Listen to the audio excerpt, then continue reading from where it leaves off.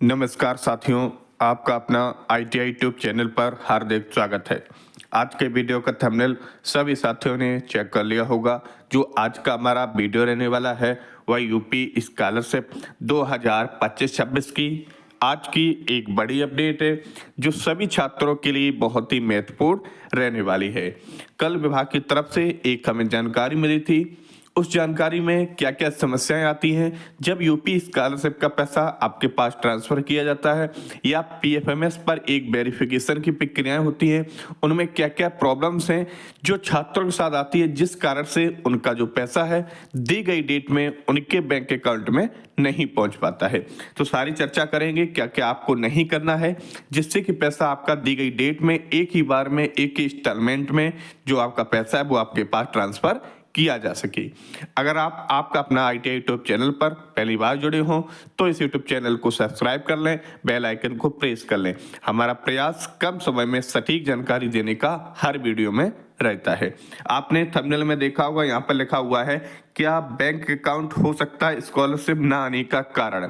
एक account verification का बहुत बड़ा चरण होता है यूपी स्कॉलरशिप में पैसा आने का। चलिए विस्तार में चर्चा करते हैं, आपको हर एक पॉइंट को आपको क्लियर बताते हैं, जिससे कि जो जो आपके बैंक अकाउंट में कमी होंगी उन कमियों को आप सही करवा सकते हैं दी गई डेट से पहले। सबसे पहले हम बात करने वाले हैं जनरल कैटेगरी हो, आपकी ओबीसी कैटेगरी हो, आपकी माइनॉरिटी कैटेगरी हो, आपकी एससी कैटेगरी हो या आपकी एसटी कैटेगरी हो। कोई भी आपकी कैटेगरी हो और कोई भी आपने कोर्स कर रहे हो या कोई किसी की भी आपने स्कॉलरशिप फॉर्म फिल की हो, ये डिपेंड नहीं करता कि आप कक्षा 11वीं में है या कक्षा 9 में है या आप आईटीआई में है या बीएससी में है या डीएलएड में है। हम एक चरण बता रहे हैं, जो सभी चरण होते हैं वो सभी कोर्सों में किए जाते हैं, कोई भी आपका कोर्स हो, कोई भी आपकी कैटेगरी हो। तो सबसे पहले हम बात करते हैं बैंक अकाउंट। एक बैंक अकाउंट का बहुत ही बड़ा चरण होता है यूपी स्कॉलरशिप में, जब आपका जो पैसा है वो ट्रांसफर किया जाता है। सभी बार क्या करते हैं छात्र कि बैंक अकाउंट में कहीं एनपीसीआई में दिक्कत आती है, तो कहीं उनकी जो केवाईसी वगैरह होती है उसमें दिक्कत आती है। सबसे इंपॉर्टेंट बैंक अकाउंट से रिलेटेड जो वेरिफिकेशन होते हैं जो पीएफएमएस के माध्यम से होते हैं। सबसे पहले जो चरण होता है एक पीएफएमएस का चरण होता है, जहां पर आपके ये सारे जो वेरिफिकेशन होते हैं पीएफएमएस पर किए जाते हैं। ये एक पेमेंट ट्रांसफर करने का एक सॉफ्टवेयर होता है। इसमें आपके बैंक अकाउंट की सारी चीजों को वेरीफाई किया जाता है, तब आपका पैसा आपके बैंक अकाउंट में भेजा जाता है, जब पीएफएमएस पर वेरीफाइड आपका क्लियर हो जाता है। अब पीएफएमएस पर क्या क्या चीजें हैं जो आपकी चेक की जाती हैं और क्या क्या जो वेरिफिकेशन है जिनका वेरिफिकेशन पीएफएमएस की साइट पर किया जाता है। सबसे पहले हम बात करते हैं, जब पीएफएमएस का स्टेटस जारी किया जाता है, सभी छात्र जो यूपी स्कॉलरशिप का फॉर्म भर देते हैं, उसके बाद जब उनके कॉलेज की तरफ से फॉर्म को फॉरवर्ड किया जाता है, तभी उनका जो स्टेटस है वो वहां पर देखने को मिल जाता है। क्योंकि फॉरवर्डिंग वहां पर जो इंस्टीट्यूट द्वारा फॉर्म फॉरवर्ड किया जाता है वो फॉरवर्डिंग की डेट वहां पर उन्हें मेंशन की जाती है, जहां से वो देख सकते हैं कि उनके विद्यालय की तरफ से किस डेट में उनके फॉर्म को फॉरवर्ड किया गया है। उसके बाद एक वेरिफिकेशन की प्रक्रिया होती है पीएफएमएस के माध्यम से। पीएफएमएस पर आपके बैंक अकाउंट की सारी डिटेल्स को फैच किया जाता है और कई बार पीएफएमएस पर आपके बैंक अकाउंट में एनपीसीआई एक्टिवेट हो, आपके बैंक अकाउंट में आधार डीबीटी सर्विस एक्टिवेट हो, आपके बैंक अकाउंट में ई केवाईसी कंप्लीट हो, या आपके बैंक अकाउंट में जो लिमिट बनी रहती है पैसे जमा करने की या निकालने की वो आपकी ठीक हो। तो कई बार पीएफएमएस पर जो आपका स्टेटस है वो आपका स्टेटस रिजेक्ट भी कर दिया जाता है। तो रिजेक्ट में छात्र परेशान होते हैं कि सर हमारे बैंक अकाउंट में सारे डिटेल्स सही है, फिर भी हमारे स्टेटस को रिजेक्ट किया गया है। तो पीएमएस पर 2 से 3 बार आपके स्टेटस को रिजेक्ट किया जा सकता है, तो आपको परेशान नहीं होना है। लेकिन उनमें एक बात का आपको जरूर ध्यान रखना है कि जब पीएमएस पर बार बार आपका स्टेटस रिजेक्ट हो रहा है, तो कहीं ना कहीं आप अपने बैंक अकाउंट में NPCI, Aadhaar DBT service, e KYC, bank account की लिमिट और जो आधार से जो पैसे निकलते हैं किसी साइबर कैफे की शॉप से, इन चीज़ों को आप चेक अवश्य कर लेना। कभी कभार क्या होता है कि आप इन सारी एक्टिविटी को अपने बैंक अकाउंट में एक्टिवेट तो करा देते हैं, लेकिन कुछ समय पश्चात ये अपने आप कोई ना कोई पॉइंट में डीएक्टिवेट हो जाते हैं। जैसे आपने देखा होगा अभी, अब तो फाइनेंशियल ईयर अभी काफ़ी टाइम लग रहा है आने में, लेकिन जो SC/ST कैटेगरी का पैसा भेजा जाता है वो फाइनेंशियल ईयर के बाद ही आपका पैसा भेजा जाता है। तो जितने भी बैंक अकाउंट होते हैं वो विभाग द्वारा रिफ्रेश कर दिए जाते हैं। तो कहीं ना कहीं काफ़ी लोगों की बैंक लिमिट भी चेंज हो सकती है, KYC भी दोबारा डिमांडेड में आ सकती है।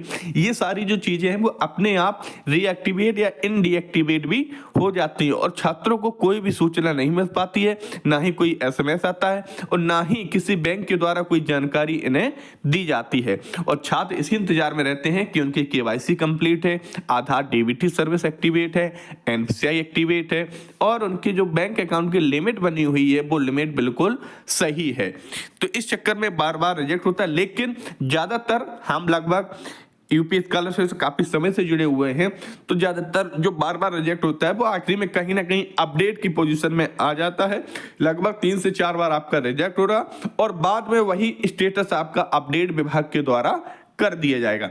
लेकिन बैंक अकाउंट में हम आपको पुनः एक बार दोबारा बता रहे हैं, कोई भी आपका कोर्स हो, कोई भी आप क्लास में पढ़ रहे हो, तो सबसे पहले अपने बैंक अकाउंट में पहले नंबर पर NPCI जरूर चेक करें, आज फिर चेक करें, क्योंकि आप लोगों को पता होगा उत्तर प्रदेश सरकार के द्वारा उत्तर प्रदेश स्थापना दिवस पर 24 जनवरी को विभाग द्वारा उत्तर प्रदेश सरकार के द्वारा पैसा ट्रांसफर किया जाना है। न्यूज़पेपर के माध्यम से, मीटिंग के माध्यम से ये जो डेट है वो पब्लिक कर दी गई है। तो कहीं ना कहीं इस डेट में जो पैसा ट्रांसफर है वो जरूर किया जाएगा। उससे पहले अब आपके पास 2 से 3 दिन का समय बचा हुआ है। एक बार अपने फिर बैंक अकाउंट की डिटेल्स को सभी लोग क्लियर कर लें, दोबारा से रीचेक कर लें, जिससे कि उनके बैंक अकाउंट में कोई भी किसी प्रकार की कमी ना रहे, जिससे कि उनका एक ही बार में जो पैसा ट्रांसफर है वो किया जा सके। तो सबसे पहले नंबर पर आज सभी छात्र पुनः NPCI चेक करेंगे। उसके बाद दूसरे नंबर पर जो उनकी आधार DBT सर्विस होती है, पहले नंबर पर NPCI हो गई। उसके बाद जो उनकी आधार एक DBT सर्विस होती है डायरेक्ट बेनिफिशियरी ट्रांसफर वाली, ये आप चेक करेंगे। उसके बाद तीसरे नंबर पर जो आपकी बैंक में KYC होती है वो आप चेक करवाएंगे। चौथे नंबर पर आप अपने बैंक अकाउंट की जो लिमिट होती है उसे आप चेक करेंगे, क्योंकि काफी अकाउंट होते हैं जो 0 बैलेंस से ओपन किए जाते हैं और उनमें शुरुआत में पैन कार्ड नहीं लगता है, तो उनकी जो बैंक अकाउंट लिमिट होती है वो बैंक अकाउंट लिमिट कम होती है, जिससे कि काफी छात्रों का जो पैसा है ज्यादा संख्या में उनकी स्कॉलरशिप में आता है। जैसे आपका DLED हुआ 40,000 समथिंग और 1 कोर्सेज हुआ जिसमें 80,000 तक की स्कॉलरशिप है, उनके बैंक अकाउंट में ट्रांसफर की जाती है, जिससे कि उनके सामने एक लिमिट की प्रक्रिया आ जाती है, जिससे कि उनका जो पैसा है उनके बैंक अकाउंट में फेल्ड का जो स्टेटस है वो वहां पर दिखने लगता है। फिलहाल आप सभी लोग इंतजार करें, यूपी स्कॉलरशिप आएगी। बस एक बैंक अकाउंट की जो प्रक्रिया है, वेरिफिकेशन का एक चरण है, उसमें आपकी सारी डिटेल्स बिल्कुल अप टू डेट रखनी चाहिए, जिससे कि आपको कोई टेंशन भी नहीं होगी और डायरेक्ट आपके बैंक अकाउंट में बिना किसी समस्या के आपका जो पैसा है वो आपके बैंक अकाउंट में ट्रांसफर कर दिया जाएगा। और अगर किसी छात्र को यह लग रहा है कि सारी डिटेल सही हैं और उनके बैंक अकाउंट में कोई कमी नहीं है, लेकिन उनका फॉरवर्डिंग इंस्टीट्यूट नहीं दिख रहा है या फिर अन्य कोई फंक्शन या ओपन ही नहीं हो रहा है, तो आप 1076 पर कंप्लेंट करें। फ्री ऑफ कॉस्ट नंबर है, CM हेल्पलाइन नंबर। तुरंत आपको 24 घंटे में कोई ना कोई अपडेट आपके स्टेटस से रिलेटेड आपको मिल जाएगी। तो सभी साथियों को जो जानकारी हमने बताई है, जानकारी आपको अच्छी लगी होगी। जानकारी अच्छी लगी है तो हमारी वीडियो को लाइक अवश्य कर दें और हमारे यूट्यूब चैनल को सब्सक्राइब कर दें, और जो भी आपके नए साथी हो उनके साथ इस वीडियो को शेयर करें, जिससे कि उन्हें भी जानकारी मिल सके कि यूपी स्कॉलरशिप का पैसा कब कैसे उनके बैंक अकाउंट में ट्रांसफर किया जाएगा। तो एक बार पुनः सभी साथियों का आपका अपना ITI यूट्यूब चैनल पर जुड़ने के लिए बहुत बहुत धन्यवाद। और एक जरूरी जानकारी, हम इस वीडियो के डिस्क्रिप्शन में अपने टेलीग्राम चैनल की, अपने व्हाट्सएप चैनल की लिंक अवेलेबल करवा देंगे। उन लिंकों में आप क्लिक करके दोनों ग्रुपों में ऐड हो जाएंगे, जहां पर आप अपनी समस्या को पूछ सकते हैं और अपनी समस्या का निदान किसी स्क्रीनशॉट के माध्यम से या किसी वीडियो के माध्यम से या किसी का स्टेटस नहीं दिख रहा है, वो सारी चीजें वहां पर आप समस्या का हल करवा सकते हैं। तो सभी साथियों का एक बार पुनः आपका अपना ITI यूट्यूब चैनल पर जुड़ने के लिए बहुत बहुत धन्यवाद।